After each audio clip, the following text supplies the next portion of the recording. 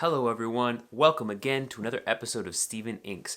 And we are looking at a pen, a video that's been a long time in the making. Today's pen is the Muji Pen. A couple of weeks ago, I put out a video of my top 10 pens for drawing. And some of you might have been surprised to discover that the pen that I recommended the most, the number one pen, was a pen that I had not done a video for yet. So this is that video. We're gonna look at this pen, we're gonna see the features and see what I love about it and why it's perfect for drawing in pen and ink with fountain pens, and we're just gonna dive into all the details that are great about this pen. Let's get started right now. And here we are. It's the Muji Pen. Looking at the pieces, bit by bit, we do have the cap, and there's something really special about this cap that I want to point out. All right, if you look here, where there's this little ridge right here, and then you look at the back of the cap, right there, you can see that it fits just inside this edge right here. And if everyone's taking notes, I mean, look at that. This is how you do minimalist pen design. It wants to be posted. It's just like a straight line all the way from the front to the back. Nice little knurling on the edge. But if you were to hold it back here, you could, because there's enough space. And the pen itself just seamlessly posts on the back there. It's a really cool trick. And if you look at the front of the pen, there's this little gap right here, which when I pull the pen off and then I repost it, even when it's posted, when it's capped, you have a seamless edge all the way around. And that is super cool. I can't believe there aren't more pens that do this. There probably are a few more, and you can let me know if you know of other pens that have this design, but it's just such a cool idea. I can't believe it's not more common. And then this whole pen is made out of kind of like an aircraft aluminum sort of thing. If you've ever owned an iMac or a MacBook Pro, you'll know what metal I'm talking about here. It kind of feels very slick. It almost sings. I don't know if you can hear this. The sound of the metal. It's incredible. It feels really nice, and it almost has a bouncy quality. I think the converter inside gives it a little bit of a vibration against the aluminum, so it's kind of a bouncy pen just in general. The clip itself is also a little bit bouncy. They can pull it apart, that sort of thing. And the nib is also quite bouncy in that the tines separate a little bit when you push down. Pretty uncommon for a steel nib, but this reminds me of the like the Faber-Castell grip, which I have, where the metal of the nib is thin enough that when you push down you get a nice little line variance and a little bit of a bend to the tines. So very nice, very springy, very fun to play with, and we're going to play with it now. Alright, so it's going to be Noodlers Bulletproof Black, for our ink today. And before, when I was filming the parts and features of the pen, I realized I didn't show you the guts. So let's do that right now. Alright, this is a standard international cartridge, a converter. Little fact about this pen, I actually didn't buy it. I received it as a gift from one of the viewers of this channel, David, who's a frequent commenter and someone who I sent a postcard to way back from a giveaway, and so he returned with this pen he wanted me to check out. And it's been a really long time since I haven't really gotten to the point where I could do this video, so now I'm finally doing it. quite a while afterwards. But thank you, David, for that. And I'm assuming that this converter was something that was an add-on. This is a Schmidt converter. And these are easy to pick up online, but they're usually sold separately. So if I'm wrong about that and you've bought a Muji pen new and found that it came with a converter, please let me know in the comments. But I'm going to operate on the assumption that it comes without a converter. This is a friction fit nib, so we could see the feed and what it looks like. All right, pretty standard. It's got a notch at the bottom for setting the nib perfectly, so I like that. That helps me take apart my pen with confidence, something that I do often and I will not apologize for. Since my ink is, the level's quite low, you can see that it's down to about ½ inch from the bottom, I'm going to fill just using the converter.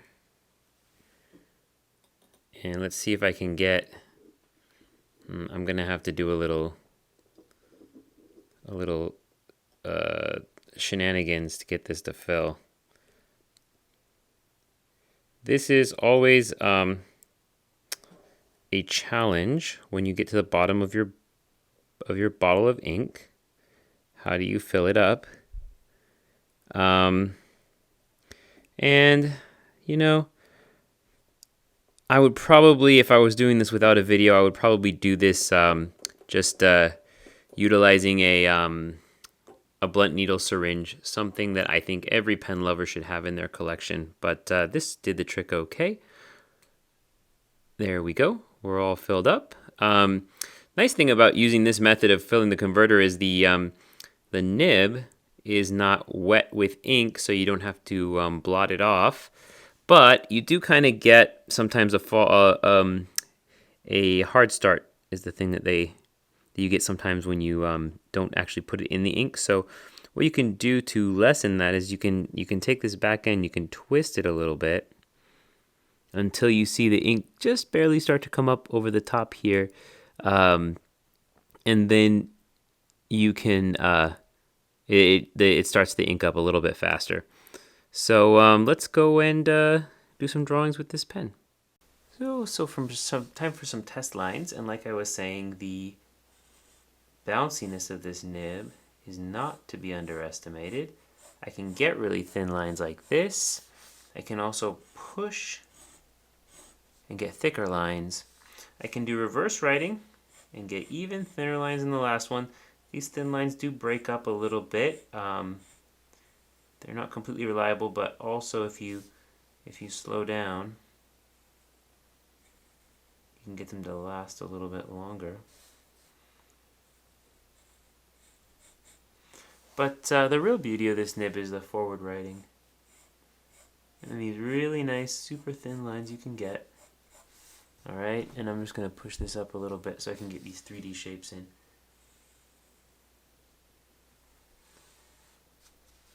And again, I feel like my lines on this pen have a little bit of character to them, because the way that I move my pen and the amount of pressure that I put on it differs a little bit depending on how fast or how slow I'm moving my hand, because the nib has a little bit of spring to it. So it's really great for that purpose of just kind of making your drawings look a little bit quirky, a little bit fun, which I suppose if you're a super exacting, very detail-oriented person, you might not find that to be great. But if you're really into detail and exacting and perfection, what in the world are you doing watching this channel? I have nothing but disappointment for you. So I'm having fun with this pen, and that's kind of the point of what's so cool about it, is that, and let me do that famous post again, is that you could take this and you could take really any pen that you think is good, and if you're having fun with it, it doesn't really matter if it's a great pen, an expensive pen, or a super popular pen. It just has to do with if you're having a good time using it, and I am having a great time with this pen. So yeah, That's one of the reasons that I highly recommend it. It's super fun to hold, it's fun to use, and it does the things that you need it to do. Let's see if I can do a super line weight intensive cube here. This is also a avant-garde cube in that the perspective is very bad and ugly. See what I said about being a perfectionist? Not on my YouTube channel. No, indeed. Anyway, as you can see, the feed keeps up pretty well. And I'm doing this kind of fast because I kind of just want to get to the drawing part. Where I do something fun with this pen. Y'all have seen this, you know how it goes. This is my intro to this pen. What would a typical line weight check from me be like without, here's some swirly lines just so you can see how the feed keeps up, without some art advice. And this is actually, rather than art advice, let's call today's mental health advice a little bit, because it's kind of on those lines, but I feel like a lot of us who are artsy can also fall into those patterns of negative mental health habits. So my completely unprofessional, unlearned advice just from my own experience is this: sometimes you don't feel like, oh, we're skipping a little bit. Interesting. That's actually never happened before. Sometimes you don't feel like doing the thing that you love.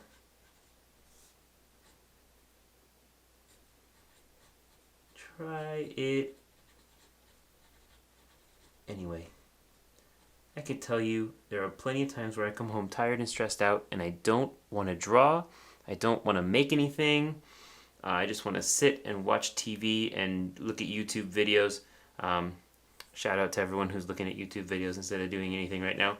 But I've found 9 times out of 10 when I just sit down and do the thing that I already know objectively that I love, even though I don't feel like I love it, it makes me feel better. And drawing has been that for me. I hope that you enjoy the thing I'm about to draw for you instead of watching videos on YouTube. So this drawing is, let's see, it's a story with a moral. Is that, you know, when someone likes something, you should let them like it. It's fine. There's no reason to be extra negative about stuff just because everyone's into it. Anyway, yeah, the pen performed how I hoped it would. I just recently used it in a video to do a drawing, so I kind of had grown familiar with it. Since starting this video, I think I filled this pen maybe 3 times because I just keep drawing with it. I keep forgetting how much fun it is. It's one of the disadvantages of having a pen collection that's getting larger and larger by the week, by the month. There's so many great pens, and it's hard to choose which one you're going to use. So I'm glad that starting this video helped me to be inspired to use this pen again, because I've been using it a lot. It's been my daily carry for the last couple of weeks, and great, fun. I just feel like I get a lot of control here. You can see me doing some thinner hatch marks than I would normally do, but then when I got the chance to go over the whole thing and do some kind of outlines to kind of make the drawing a little more graphical, which is something that I like to do, the pen was able to do that too. So you get really thick and really thin lines, which is awesome. Yeah, and the converter holds enough ink to really draw for a really good drawing session without running out. Um, and there's no interruption. There have been no interruptions to the flow. I can just go through with my lines and just keep working at a pace that's comfortable for me. So that's all I really want in a pen. And this pen has all of those things. It's amazing for the price too. I don't know what it's going for now, but I've seen it under $20, which is for a fountain pen is, you know, a good deal, even if there's some problems with the pen. But since there are no problems with this one at all, it's a great deal. Yeah, those are my thoughts. Final thoughts on the Muji pen. This pen is everything I'm looking for in a pen for drawing pen and ink, in a fountain pen. It's got that nice minimalist design. It's lightweight. It's got a slim profile. The nib is very responsive, and it's got that standard international cartridge converter system. Super convenient, super easy to use. This thing will take a beating without getting too messed up. And yeah, it just looks cool as well. It's fun to use. And honestly, if I could own only one pen for pen and ink, I think it would probably be this one. If Muji were to ever pull a pen BBS and start doing it in different finishes, I would probably own 5 of them. Muji, please don't do that. I don't have any more money. But yeah, this is a great pen. I highly recommend it if you've not used one before. I think you should check it out. For the price, it's also quite a fantastic buy. Yeah, that's kind of what I have to say about it. For those of you who own this pen, down in the comments, let me know. Do you agree with my assessment? Or is there another pen that would be your only pen if you could only own one? Start the conversation down in the comments. I will see you down there. Thanks for liking and subscribing. I can't wait to share more videos with you in the future, more of my pens and more of my art. Hope you're having a good time with that, and I will see you in the next video.